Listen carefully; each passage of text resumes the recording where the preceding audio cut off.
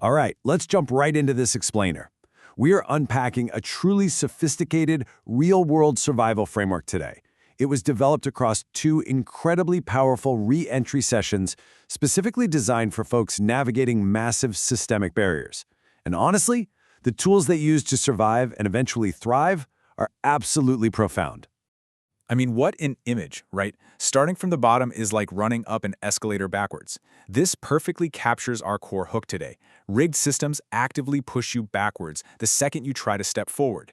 You are burning immense, exhausting effort just to stand still, let alone advance. But here's the kicker. You literally cannot fight a systemic barrier if your own mind is internally sabotaging you. That's why this curriculum uses a dual framework approach called See Clearly, Then Prepare. First, you've got to lock down internal emotional regulation, what they call cleaning the map. Then, once your map is clear, you tackle the external economic strategy, which is navigating the territory. It's fascinating how the facilitator's own notes reflect this exact split.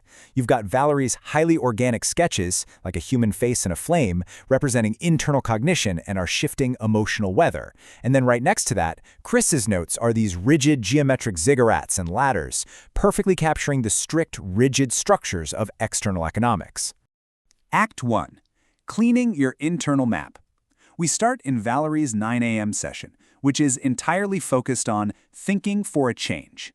It's all about metacognition, literally thinking about your own thinking, so you can regulate yourself and actually see the obstacles in front of you clearly.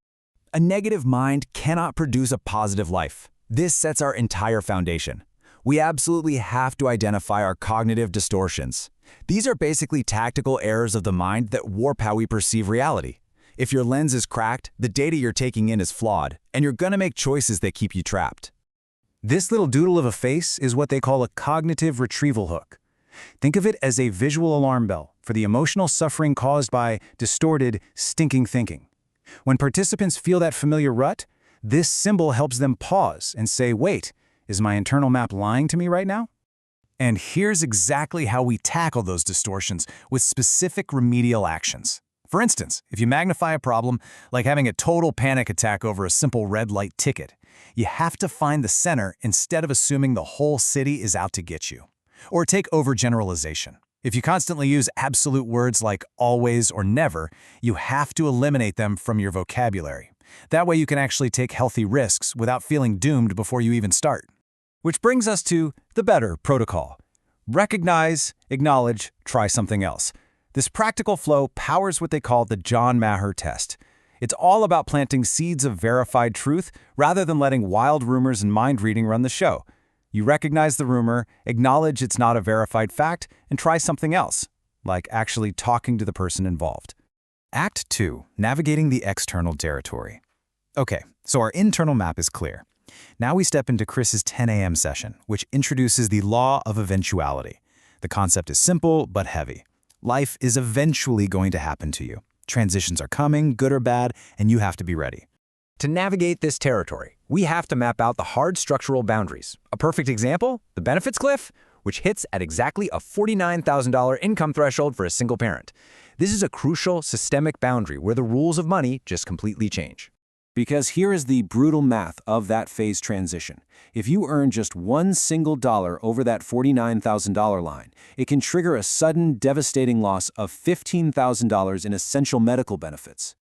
This completely inverts traditional logic. Normally, working harder gets you ahead, right? But in a threshold economy, marginal progress actually triggers a systemic collapse of your essential supports. So strategists have to use rational defiance. You might literally refuse a raise to protect your household's net value. Or you intentionally check if a 2011 felony will flag a rental application before you hand over a non-refundable fee. You have to work the rules of the map. Act 3. The asymmetric hedge. So how on earth do we prepare for these massive thresholds? The source text points back to the ancient Joseph blueprint from the book of Genesis. It turns out it's an absolute masterclass in surviving economic shocks. Chris uses these architectural doodles of a ziggurat and a ladder to visually encode Joseph's strategy. It's all about staged advancement, perfectly timing the preparation for that inevitable shift from 7 years of total abundance to 7 years of brutal famine. The sources do a brilliant job analyzing how Joseph's grain monopoly shifted an entire population into indentured servitude. When the famine hit, people traded their money, then their livestock, then their land, and eventually themselves to the king, just to survive. It's a stark illustration of how state scarcity traps people who failed to prepare for the eventually. To avoid becoming trapped yourself, you deploy the tomatoes and buckets strategy. This is an asymmetric hedge. You win whether the bad thing happens or not. The downside is super low. Maybe it just takes a little effort today to plant some food in buckets. But the upside? It absolutely guarantees your survival if a crisis hits. And if the famine doesn't happen, hey, you just have extra tomatoes. And here is the blueprint to actually pull this off. Step 1, start today. Don't wait for a job interview to stop stealing sugar from the prison chow hall. Change your habits immediately. You act your way into a new way of being to build that hedge right now.